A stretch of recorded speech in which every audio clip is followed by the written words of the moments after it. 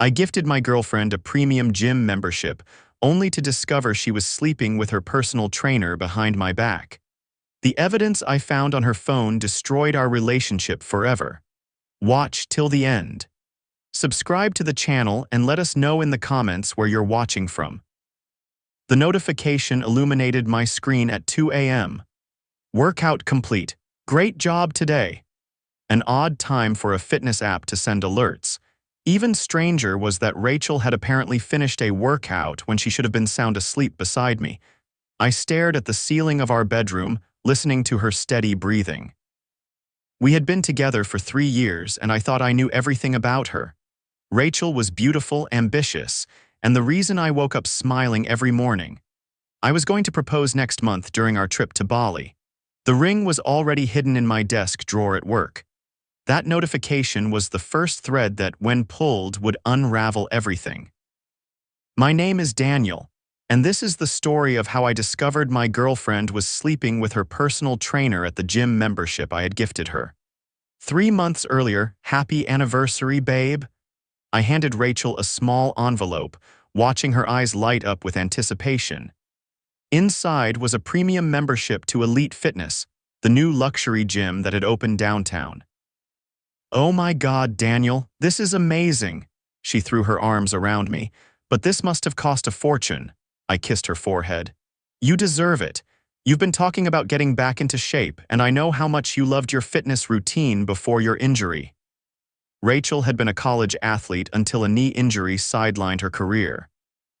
For the past year, she had been talking about getting back to her former fitness level, but between her demanding job as a marketing executive and our busy social life, she never found the time. "Plus," I added, "the membership includes 10 sessions with a personal trainer to get you started." She squealed with delight, scrolling through the gym's website on her phone. "Look at this place. The equipment is state-of-the-art, and they have hot yoga spin classes. Everything. I can start tomorrow." I loved seeing her so excited. Rachel had been under a lot of stress at work, and I hoped this would give her an outlet. What I did not anticipate was that it would also give her an escape route from our relationship. The first few weeks went exactly as expected. Rachel would come home from her evening workouts exhausted but happy, talking enthusiastically about the progress she was making. Her trainer, whom she only referred to as Jay, was apparently a miracle worker. "Jay says my form is perfect," she would tell me over dinner. "He thinks I could even compete in amateur fitness competitions by next year if I stick with the program." I was supportive, of course. "That's great, honey. I'm glad you found someone who pushes you." Little did I know just how far that pushing would go. About a month into her new fitness journey, subtle changes began to appear. Rachel started staying later at the gym. Our twice-weekly date nights were rescheduled around her training sessions. When she was home, she was constantly texting, always with a smile on her face that would disappear the moment I walked into the room. "Work stuff," she would say dismissively when I asked. Then came the physical changes. New workout clothes, expensive ones, a different hairstyle, more makeup even for the gym. I thought she was just regaining her confidence as her body transformed, and in truth, she did look amazing. The Rachel I fell in love with was returning, physically at least, but emotionally she was drifting away. One evening, I suggested joining her at the gym. I thought it could be something we did together, another way to connect. "Oh, that would not work," she said quickly, too quickly. "Elite is super exclusive. You need a membership to even get in the door." "I could sign up," I offered. "No," her response was sharp. "I mean, it is really expensive, and Jay has me on a specialized program. Besides, this is my thing, you know. I need something that is just mine." I backed off. It made sense that she wanted independence, and I did not want to be the clingy boyfriend who could not let his girlfriend have her own life. That is what I told myself anyway. The notification that started everything happened 6 weeks after that conversation. Rachel had fallen asleep early, exhausted after what she said was an intensive training session. Her phone kept buzzing, so I picked it up to silence it, not wanting to wake her. That is when I saw it. An app notification, but not from any fitness app I recognized. It was called Private Training Sessions, and the full message read, "Workout complete. Great job today, same time tomorrow. I cannot wait to see what you will wear, Jay." My stomach dropped. I knew I should not invade her privacy, but something felt wrong. I tried to open the app, but it required a password. I placed her phone back on the nightstand and lay awake for hours, telling myself I was overreacting. The next morning, Rachel was up early, humming in the shower. When she emerged, wrapped in a towel, her skin glowing, she looked happier than I had seen her in months. "Morning," I said, sitting up in bed. "You seem cheerful." "Just excited about my day," she replied, dropping her towel as she rummaged through her drawer for underwear. Her body had indeed transformed, toned muscles, defined curves. The results of her dedication were evident. "I was thinking," I began cautiously, "maybe we could have dinner tonight, that new Italian place you wanted to try." She pulled on her clothes with efficiency. "Sorry, babe, I have a session with Jay tonight, tomorrow." "You have been training a lot lately," I observed. "Is that not hard on your knee?" A flash of something not quite annoyance, but close, crossed her face. "Jay knows exactly how to work around my injury. He is really knowledgeable. Anyway, I should get going. I have that presentation today." She kissed me quickly and was gone, leaving behind the scent of her expensive perfume, another recent addition to her routine. I tried to focus on work that day, but my mind kept returning to that notification. During my lunch break, I looked up Elite Fitness online, curious about this trainer who had become such an important part of Rachel's life. The website was sleek, showcasing beautiful people using high-end equipment. Under our team, I found him, Jason Mitchell, head personal trainer. Late 20s with the kind of physique that graced fitness magazine covers. Dark hair, blue eyes, perfect white teeth. He specialized in rehabilitation and personal transformation. Something cold settled in my chest as I scrolled through his credentials. Former model, competitive bodybuilder, certified in sports massage therapy. The photo showed him spotting a female client, his hands on her waist, both of them laughing. I wondered if the client was Rachel. That weekend, Rachel announced she needed to go in for a recovery session. "On Saturday?" I questioned. "Jay says the weekend sessions are crucial because there are fewer people and we can use all the equipment," she explained, not quite meeting my eyes. "Maybe I could drop you off. We could grab lunch after." "No need," she replied quickly. "I might be a while, plus Melissa is picking me up." Melissa was a colleague of hers who, according to Rachel, had also started training at Elite. I agreed, but something did not feel right. After she left, I did something I am not proud of. I opened her laptop, which she had left on the coffee table. We knew each other's passwords, an agreement we had made early in our relationship as a sign of trust. Her email revealed nothing unusual, same with her social media accounts. I was about to close the laptop, feeling guilty for suspecting her, when I noticed a folder on her desktop labeled simply "Workouts." Inside were dozens of videos and photos. I clicked on one video, expecting to see Rachel performing exercises. Instead, I saw her and Jason in what appeared to be a private training room. He was standing behind her, ostensibly correcting her form as she did squats, but his hands lingered on her hips, her waist, occasionally brushing against her thighs. Their faces in the mirror showed matching smiles, charged with an electricity I recognized all too well. I felt sick. This was inappropriate, certainly, but not definitive proof of anything beyond a flirtatious trainer. But then I opened one of the photo folders. The images started innocently enough. Rachel in various workout poses showing her progress. Then came the selfies of her and Jason, heads together, sweaty from exertion. Then photos that could never be mistaken for fitness documentation. Rachel in the gym locker room wearing progressively less. Jason shirtless in what looked like a massage room. The two of them kissing against a wall of mirrors. The final photos were taken in a place I recognized instantly, a hotel room we had stayed in during a weekend trip to wine country 3 weeks ago. A trip Rachel had cut short, claiming she needed to return for a work emergency. The emergency, it seemed, was a rendezvous with Jason in the very room I had paid for, on crisp white sheets where I had made love to her just hours before she asked to leave. I sat there, staring at the evidence of her betrayal, feeling as though the floor had dropped out from beneath me. Every late night, every canceled date, every secretive smile at her phone. It all made perfect, horrible sense. I closed the laptop and poured myself a drink, then another. By the time I heard her key in the lock 4 hours later, I was not drunk, but I was numb enough to keep my composure. "Hey," she called, dropping her gym bag by the door. "Great session today. I think I am finally getting the hang of clean and jerks." "I bet you are," I thought bitterly, but said nothing. She looked flushed, vibrant, her hair slightly damp. "You okay? You look weird." "Fine," I said, "just tired. How was Melissa?" A barely perceptible hesitation. "Good, she is thinking about signing up for the competition Jay recommended." "That is nice." I stood up. "I am going to take a shower." In the bathroom under the hot spray, I considered my options, confront her with what I knew. Pretend everything was fine while I figured out what to do. Break up immediately. None of these choices felt right.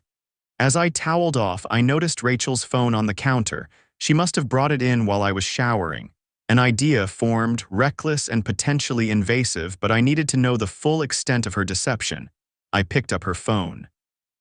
It was locked, but I knew her passcode, another thing we had shared openly in happier times. I opened it and looked for the mysterious app from the notification. There it was, private training sessions. I opened it and found a messaging app disguised as a fitness tracker. Hundreds of messages between Rachel and Jason, dating back to her very first week at the gym. They started professionally enough. "Jason, great work today. Remember to ice that knee tonight."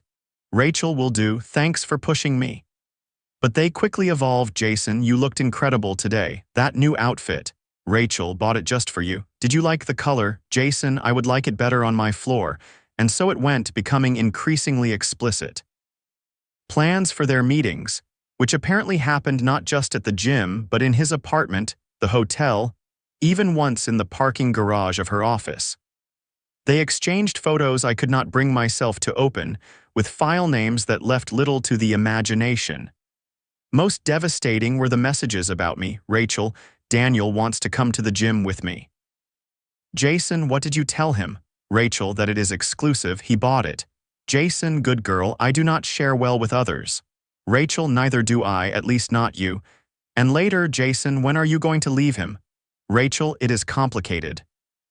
He just paid for our Bali trip next month."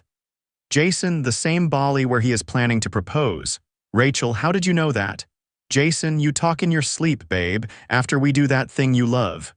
"Rachel, well, a free trip to Bali sounds nice. I can always say no and break it off after." "Jason, cold, I like it." I felt physically ill reading their exchange.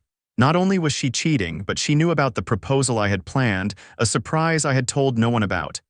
She must have found the ring receipt or seen my browser history. And she was planning to let me go through with it, only to reject me and break things off after a luxury vacation.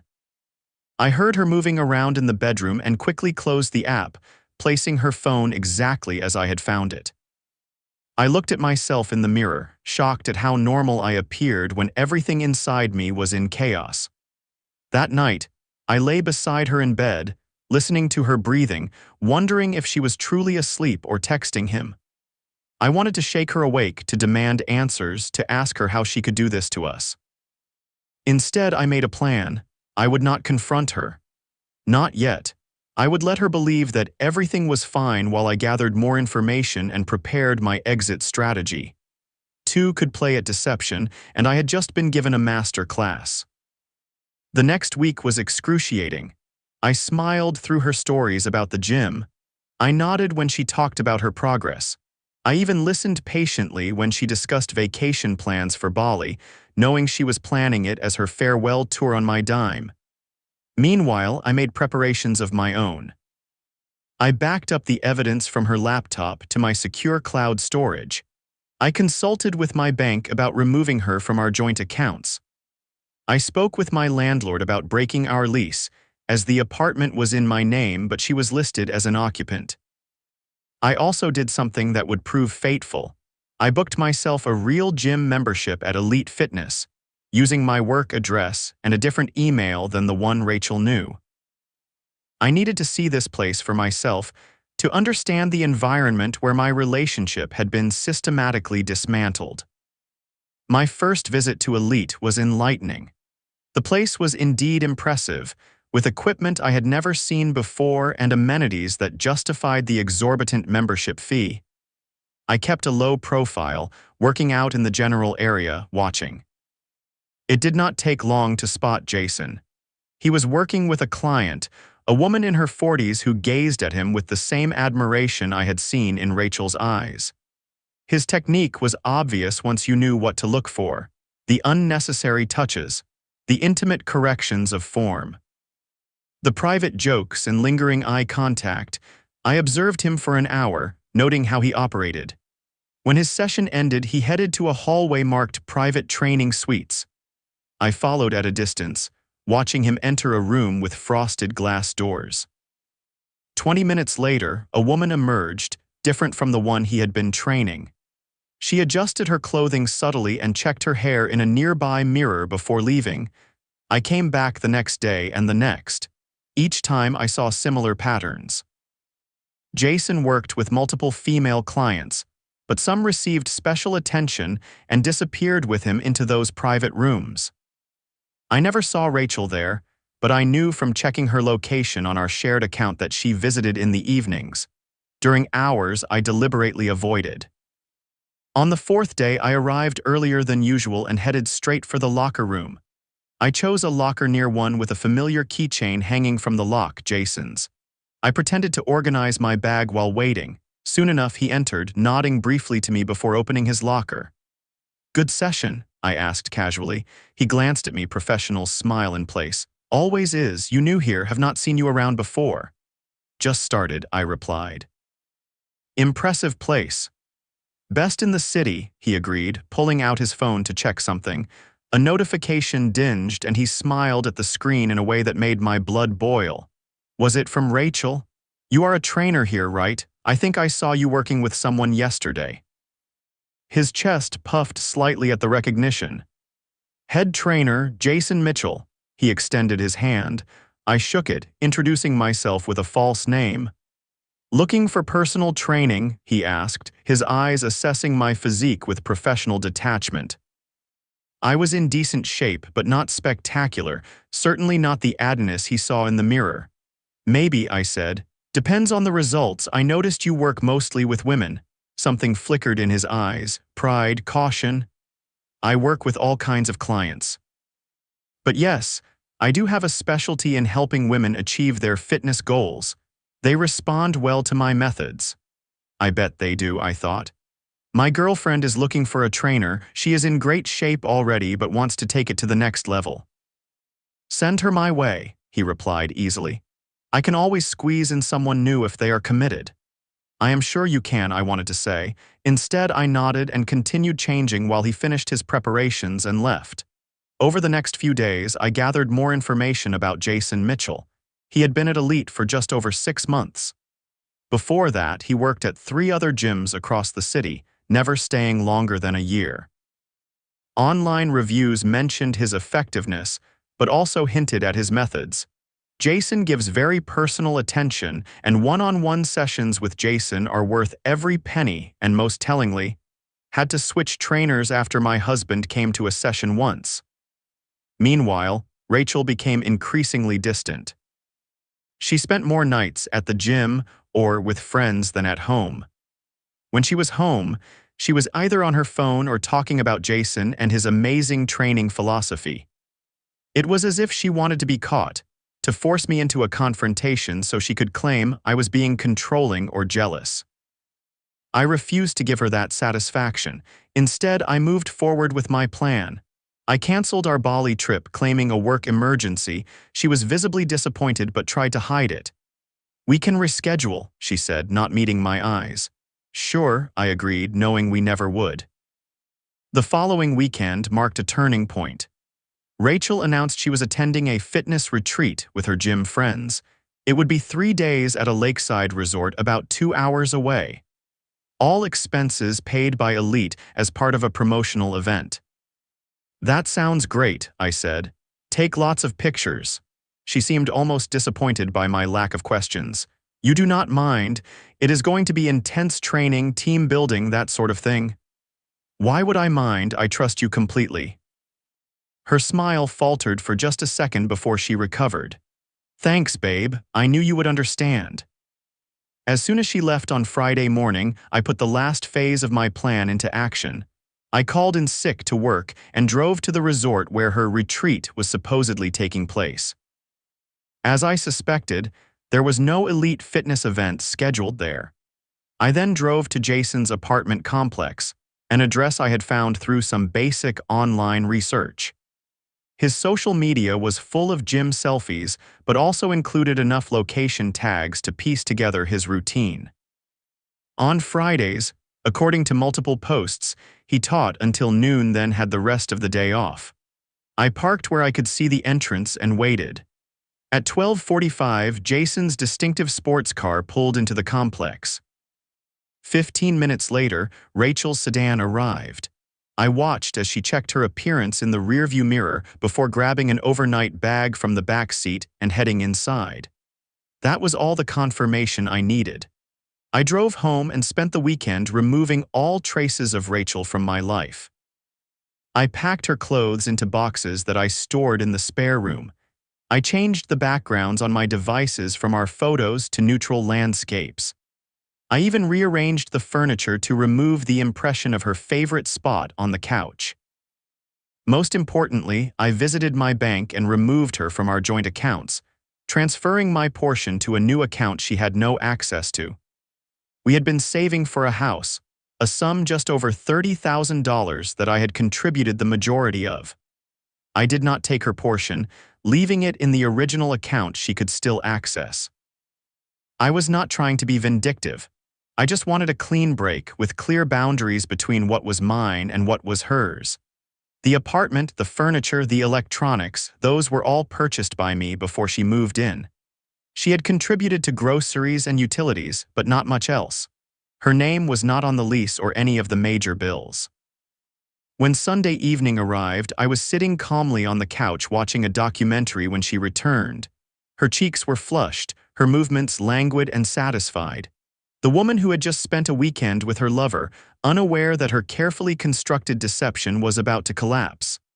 "Hey," she called, dropping her bag by the door. "Sorry I am late. Traffic was terrible coming back from the resort." "No problem," I replied mildly. "How was the retreat?" She launched into an elaborate description of training sessions and team-building exercises that never occurred. I nodded at appropriate intervals, marveling at her ability to fabricate details on the spot. She had clearly rehearsed this story. "Sounds exhausting," I said when she finally paused. "You must be ready to crash." "Definitely. I need a shower and then straight to bed."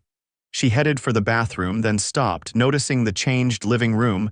"Did you move the furniture?" "Just a bit. Felt like a change."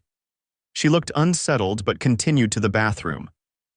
I heard the shower start and waited, scrolling through my phone until I found what I needed, the photos I had taken of her entering Jason's apartment building. When she emerged wrapped in a towel, I was still sitting calmly on the couch. "I needed that," she sighed, running fingers through her damp hair. "Nothing like your own shower after a weekend away." "I imagine Jason's shower was not too bad either," I said, my voice perfectly even. She froze, water dripping from her hair onto the floor. "What?"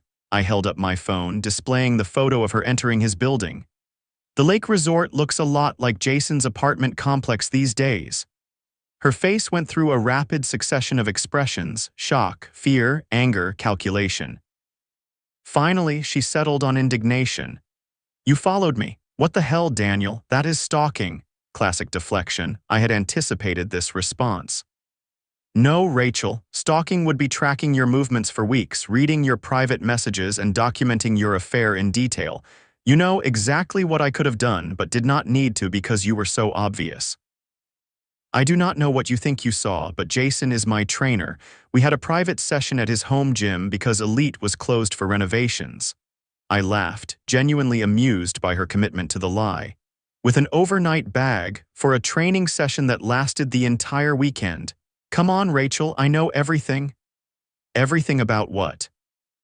She clutched her towel tighter, eyes darting around as if looking for escape routes.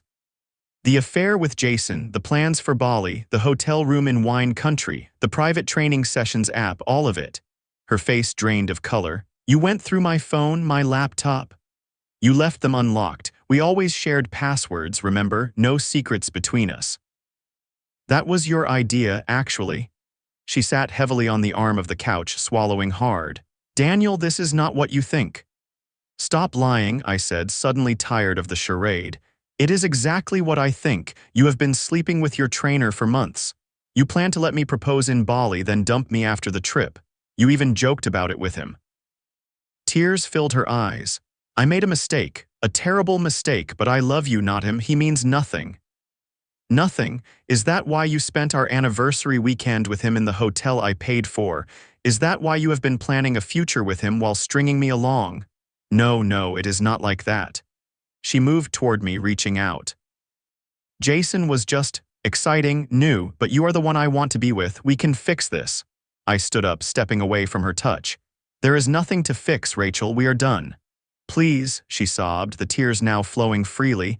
I will break it off with him. I will change gyms. I will do anything. I already canceled your gym membership, I informed her. Called them yesterday and explained the situation. Interestingly, you are not the first client to have an inappropriate relationship with Jason. The manager was very understanding. Her expression shifted from pleading to horrified. You told them, how could you humiliate me like that? I did not name you specifically. Just said my girlfriend was being pursued by a trainer, but they figured it out pretty quickly. Apparently, Jason has a type and a pattern. She collapsed onto the couch, towel slipping. This cannot be happening. Your things are packed, I continued calmly. You have until the end of the week to find a new place. I have removed myself from our joint account but left your portion of the savings. The rest of the bills are in my name, as is the lease, so there should not be any confusion about who pays for what. She looked up, mascara streaking down her cheeks despite the shower she had just taken. Had she applied makeup immediately after showering, preparing for this confrontation? The layers of deception seemed endless. Where am I supposed to go? I assume Jason has a spare room, or perhaps one of the friends you have been supposedly hanging out with all these nights you were actually with him. She stood up, anger replacing despair. You cannot just throw me out. I live here. You are not on the lease, I reminded her. I have already spoken with the landlord. He has updated his records to show you are no longer a resident. You have been staying here as my guest, a guest who is no longer welcome. This is not fair, she hissed. I made one mistake. One mistake? Rachel, you have been lying to me for months, planning to humiliate me on what should have been one of the happiest days of my life. Using me for financial support while giving your affection to someone else. Those are choices, not mistakes. She was crying again, but the tears seemed calculated now, a tactical retreat when anger failed. I never meant to hurt you. Things just happened. Things do not just happen, you made them happen. Every secret text, every canceled date night, every lie about where you were going, those were all deliberate choices. What about your choices? She countered, desperation in her voice. Checking my phone, following me, invading my privacy? Fair point, I conceded. I should have trusted my instincts sooner and ended things when I first suspected something was wrong. That is on me. Her phone chimed from the bathroom counter. She glanced toward it reflexively. Go ahead, I said. It might be Jason wondering why you have not texted him since you got home. She ignored the phone, trying a different approach. Can we just talk about this, properly, when I am dressed and we have both calmed down? There is nothing left to say. Your actions have made your feelings perfectly clear. Another chime from her phone, then another. She shifted uncomfortably. I need to make a private call, she said finally. Of course, privacy is important in a relationship. Oh wait, we do not have one of those anymore. She grabbed her phone and retreated to the bedroom, closing the door behind her. I could hear her urgent whispers but could not make out the words. 10 minutes later, she emerged fully dressed, eyes red but composure regained. "I am going to stay with Melissa tonight," she announced. "I will come back tomorrow for my things." Melissa, the friend who supposedly accompanied her to the gym, I wondered if this person even existed or was just another fabrication in Rachel's elaborate web of lies. "Fine," I said. "Text me when you are coming so I can be elsewhere." She packed an overnight bag, movements jerky with suppressed emotion. At the door, she paused. "I really did love you, you know." I looked at her, this woman I thought I knew so well, now a stranger to me. "No, Rachel, you loved what I provided: stability, financial support, a convenient cover for your real interests. That is not the same as loving me." She left without another word, the door closing softly behind her. I sat in the silence of our once shared apartment, feeling oddly unburdened. The pain would come later, I knew. The questioning of what I could have done differently, the replay of happy memories now tainted by knowledge of her betrayal. But in that moment, all I felt was relief. The deception was over. I could begin to rebuild. The next day, Rachel returned as promised, with Melissa in tow, so she was real after all. A thin woman with sympathetic eyes who avoided looking directly at me. "We will be quick," Rachel said stiffly. I nodded and grabbed my jacket. "Take what is yours, nothing more." I spent the day at a coffee shop, working remotely and ignoring the stream of texts from Rachel alternating between apologies and accusations. When I returned home that evening, most of her possessions were gone. She had left her key on the counter along with a handwritten letter I promptly tore up without reading. Over the next few days, she made multiple attempts to contact me. Calls, texts, emails, even a handwritten note slipped under my door. I maintained my silence, focusing instead on healing and moving forward. A week after our confrontation, I received a surprising visit at work. Jason Mitchell himself, looking considerably less confident than his gym persona, asked to speak with me privately. In the conference room, he fidgeted with his designer watch. "Look, man, I did not know how serious you and Rachel were. She told me you were basically roommates, that you were planning to break up soon anyway. Are you here to apologize or justify yourself?" I asked coldly. He had the grace to look ashamed. "Both, I guess. Things got complicated. Rachel moved in with me after you kicked her out, but it is not working out. She is intense, keeps talking about you, crying. I think she genuinely regrets what happened." "That is not my problem anymore," he nodded. "Fair enough, just thought you should know she is really torn up about this. Also, I got fired from Elite. Apparently you were not the first boyfriend to complain." "Again, not my problem." He stood to leave. "For what it is worth, I am sorry. It was unprofessional and wrong. I got carried away." "Save the apology for someone who cares, Jason. Maybe use it on your next job interview." After he left, I received a flurry of texts from Rachel, confirming what Jason had said. She and Jason were having problems. She had made a terrible mistake. She wanted to talk, to explain, to try again. I blocked her number. 3 months later, I ran into Melissa at a local coffee shop. She waved hesitantly, then approached my table. "Hi, Daniel, how are you doing?" "Better," I said honestly. "You?" She nodded. "Good, busy with work. Listen, I wanted to apologize for my part in all this. Rachel is my friend, but what she did was wrong. I should have said something when I realized what was happening." "You knew?" She looked down at her coffee. "Not at first. She told me she was staying late at work, not at the gym. When I found out about Jason, I told her to come clean with you." "She promised she would after Bali." I shook my head. "She was never going to tell me, not until after she had extracted everything she could from the relationship." "You are probably right," Melissa admitted. "For what it is worth, she regrets it deeply. She and Jason broke up weeks ago. He was seeing multiple clients. Turns out, Rachel was just one of many." "Somehow I am not surprised." Melissa hesitated. "She asks about you sometimes, wonders how you are doing." "I am doing fine, building a life without deception in it." She nodded, understanding the implied message. "Take care of yourself, Daniel." 6 months after the breakup, I sold most of my furniture, ended my lease, and moved to a different part of the city. I started a new job, made new friends, even went on a few dates, though nothing serious.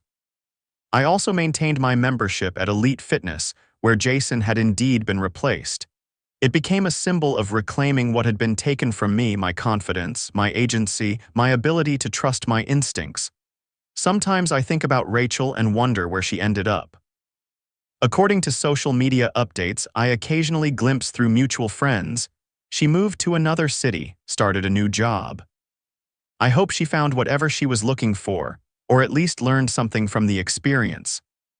As for me, I learned that sometimes the greatest workout is lifting the weight of a toxic relationship off your shoulders and leaving it behind for good.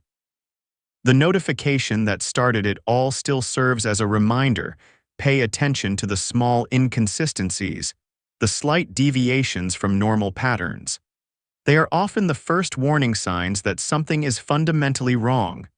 But I also learned that surviving betrayal is possible, that the pain eventually subsides. That trusting again is a choice I can make when I am ready, with someone who deserves that trust.